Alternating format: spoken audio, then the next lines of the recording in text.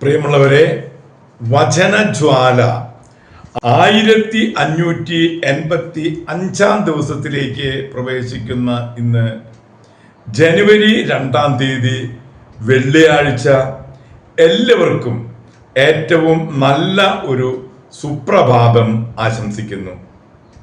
ഇന്നത്തെ വചനവായനയിൽ ഏശയ്യായുടെ പുസ്തകം 42 അധ്യായം 14 മുതൽ 25 വരെയുള്ള തിരുവാക്യങ്ങളാണ് നാം ശ്രവിക്കുക.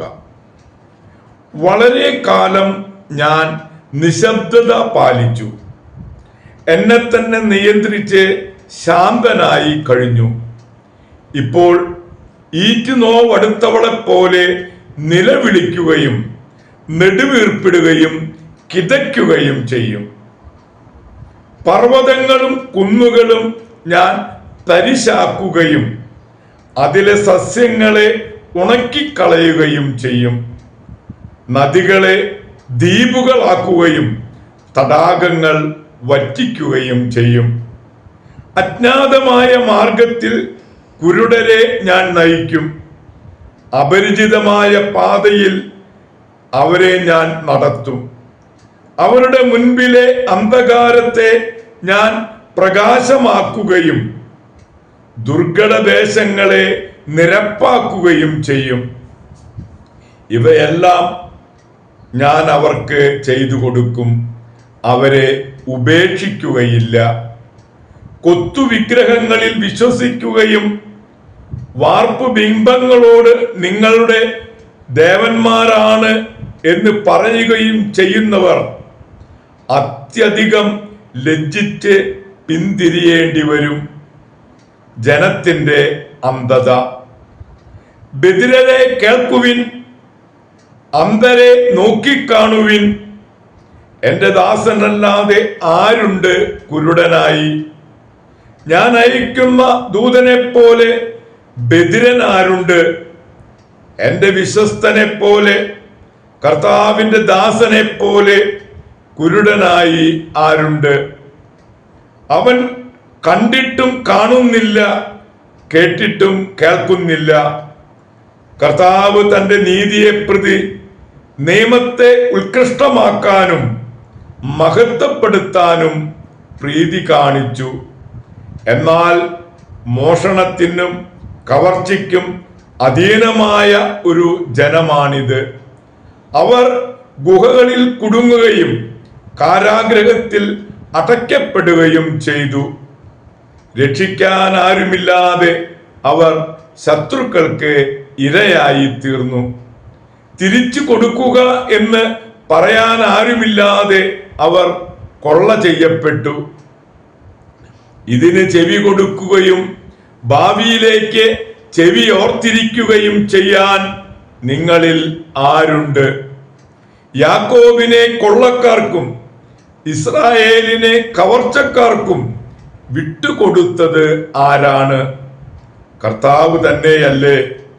നാം അവിടത്തേക്കെതിരെ പാപം ചെയ്തു, അവിടുത്തെ മാർഗത്തിൽ അവർ ചരിച്ചില്ല, അവിടുത്തെ നിയമങ്ങൾ അനുസരിച്ചില്ല. ആകയാൽ അവിടുന്ന് തന്റെ കോപാഗ്നിയും യുദ്ധവീര്യവും യാക്കോബിന്റെ മേൽ വർഷിച്ചു. അത് ചുറ്റും ആളിപ്പടർന്നിട്ടും അവൻ പഠിച്ചില്ല, പൊള്ളലേറ്റിട്ടും അവന് ഉള്ളിൽ തട്ടിയില്ല. ദൈവത്തിന്റെ തിരുവചനമാണ് നാം ശ്രവിച്ചത്. പ്രിയമുള്ളവരെ, ആഗോള കത്തോലിക്ക സഭയിൽ ഇന്ന് സഭാപിതാവായ വിശുദ്ധ ബേസലിനെ അനുസ്മരിക്കുന്ന പൊൻസുദിനം. ഏഷ്യ മൈനറിൽ സെസായറ എന്ന സ്ഥലത്ത് ജനനം. വിശുദ്ധ ഗ്രിഗറീനിസ വിശുദ്ധ പീറ്റർ സബാസും സഹോദരനും, വിശുദ്ധ മക്രീന സഹോദരിയും, വിശുദ്ധ എമിലി അമ്മയുമാണ്. ലൗകികാർഭാടങ്ങൾ ഭയന്ന് സന്യാസ ജീവിതം നയിക്കുമ്പോഴാണ് മെത്രാൻ എവൂസേബിയൂസ് ബാസിലിന് പട്ടം കൊടുത്തതും ആര്യൻ പാഷണ്ഡതയ്ക്കെതിരായി സമരം ചെയ്യാൻ ക്ഷണിച്ചതും 364 വൈദികനും 370 മെത്രാനുമായി അഭിഷേകം ചെയ്യപ്പെട്ടു. മനോദാർഢ്യവും ഊർജസ്വലതയും പാണ്ഡിത്യവും വാഗ്വിലാസവും കറയില്ലാത്ത എളിമയും സർവമെത്രാന്മാർക്കും മാതൃകയാണ്. പൗരസ്ത്യ സന്യാസികളുടെ പിതാവാണ് ബാസിൽ. ദരിദ്രർക്ക് ഭക്ഷണം നൽകുന്നതായിട്ടാണ് ചിത്രകാരന്മാർ ഇദ്ദേഹത്തിന്റെ ചിത്രങ്ങൾ വരച്ചിരുന്നത്. പ്രിയമുള്ളവരെ, ഇന്നു തന്നെയാണ് വിശുദ്ധ ബാസിലിന്റെ ഏറ്റവും പ്രിയപ്പെട്ട ഒരു സ്നേഹിതനായിരുന്ന വിശുദ്ധ ഗ്രിഗറി നൈൻസിയാനെയും അനുസ്മരിക്കുന്നത്. അതുകൊണ്ട് രണ്ടുപേരുടെയും ഓർമ്മ ദിവസം ഒരു ദിവസമായി നാം കൊണ്ടാടുക. ഇരുവരും ആഥൻസിൽ മതത്യാഗിയായ ജൂലിയൻ ചക്രവർത്തിയുടെ സഹപാഠികളായിരുന്നു.